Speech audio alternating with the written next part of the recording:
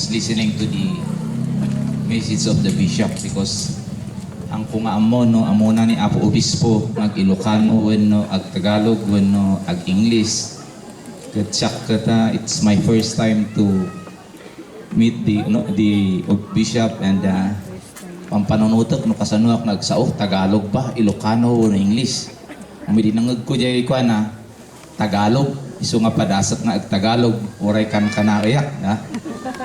Recall ko tuloy di istorya ti Ibaloy sa mate kaya diyan ni ka Apo Vice Governor Kipos Pongwan nga napan ijay Manila kat halata do ba una na kano ijay Tagalog na but at any rate una po sa lahat Bishop maraming salamat po sa pagdalo nyo sa piyesta ng Philex because when I stepped on this ground 42 years ago the community is always looking to that Mass to be celebrated by the bishop because we always look forward to the homily of the bishop and last time around maintindihan natin dahil si bishop bagong assignment pa lang kaya I recall last year it was Father Rolly who came over in behalf of the bishop and ngayon dumating po ang ating mahal na obispo palakpakan po natin at one point bishop there was a fiesta na dalawa ang bishop na nagmas. Si Bishop Bindigo at saka si outgoing Bishop Sinson. That was the first time that two bishops came over to celebrate Mass for us. In it, it's a pride for Philex Mining Corporation that in other mining companies, they have difficulty getting the bishops come over to celebrate Mass in their mine sites. But Philex, siyang pinakaswerte na minahan dahil sa isang piyesta dahil obispo pa ang nagmisa. Palakpakan ulit natin ang Vicarage. Actually, Bishop, it is always a pleasure of the company to host you para makita natin because while we accept that we are not a perfect mining company. We all have our shortcomings. But it is our direction and our vision that we should be a cut above the rest. Dapat iba ang Philex Mining Corporation sa ibang minahan and we keep that standard high in our company. Kaya sa mga tao na nagtatrabaho sa Philex Mining Corporation, sa mga nagsusuporta sa Philex Mining Corporation, salamat po sa inyong lahat. Second, I would like also to extend my thanks to Father Mario. Toto sabi ni Bishop na singing priest yan.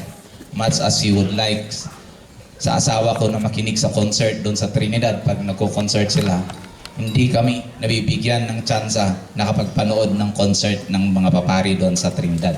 But one time, I assure you, Father Mario, will soon attend one of your concerts. To the LGUs that are around, hindi ko na kayo pangalanan but of course the province of Benguet is represented by Vice Governor. Hindi ko alam kung anyati umuna. Kipos ba? Uno pong one kipos. Pero sa tumiti, familiar kanya kat ni tatang nagamin. Kaya Governor Pong Wan, tiwak nam di bali, Apo Vice, Apo Kipos, uno Apo Pong Wan. Parehas lata, di ba? I think you have also I think with us also are the barangays of Ampukaw and country at dalitada Apo Altiga kani Apo Nas Rivera adamat ti councilors ti municipality of Tuba da councilor Bihis kani ko salamat launay kan dagida dumang LGUs nga ditoy piyesta ti Philex salamat ti panang umayo ditoy nanumo nga lugar mi because to us a mining company would not survive without the support of the host communities, with the LGUs, and of course, the Vicariate. Kadagyay retirees, nga kanayon nga agsubsubli, nga makimismisa dito Philex, maragsakan na klaunay nga mangkita nga ubingat pa yung da kayo gayam. Oray lakaya kon kat, makita kat ubingat pa yung da kayo. Sabay ko tahan yung liplipatan nga mang subli-subli ti Philex because kailangan mi titulong yung kakabsat dagay dating nga trabahador ti Philex because at this moment we are struggling to be honest. And we need all your prayers so that we could overcome these problems that we are encountering right now. My heart bleeds. No kuma dati-dati nga benepisyo nga malala ti Felix employees kung nagidado mga constituents na kathangkong maited because I could not give what I don't have. That's why if we listen to the homily of the bishop, we look forward to these parents who are workers of this company to make work as a missionary job for you. Di ba nagtatrabaho tayo, oray no ka kasla may isang party ti obligasyon ti may isang Kristiyano. And we look forward because we are not supermen.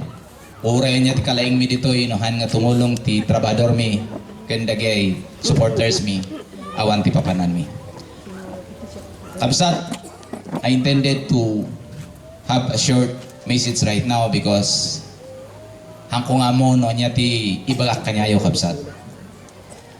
What I could only say is we will not stop praying and trusting to the Lord because no doubt during our hard times ni Apo Diyos lata tinagsansandigan tayo. And it is in my memory always comes back or recalls me back to what happened in 2012. That incident reminded us nga ijay nga sitwasyon kaya tayo gayang nga bumangon nagtitinulong tayo. And that's what I'm appealing to all workers of this company. Because we at corporate office, as much as possible, does not want Padcal to end because it is a community that we love so much. Sapay ko ma, kapsat, tayo tuloy tayo nga gagagad.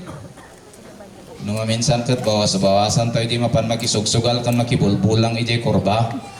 Iso ti problema may no piasta.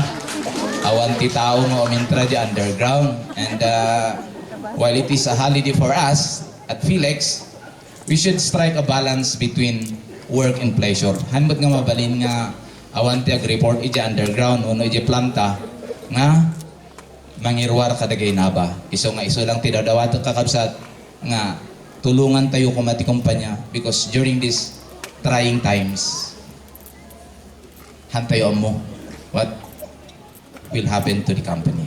And I'm very very sure that you guys, if you walk the extra mile, kaya tayo ito yung problema. Ulito kakabsat, I am appealing to the entire workforce that we change how we do things. Sabalin idi kan sabali tata.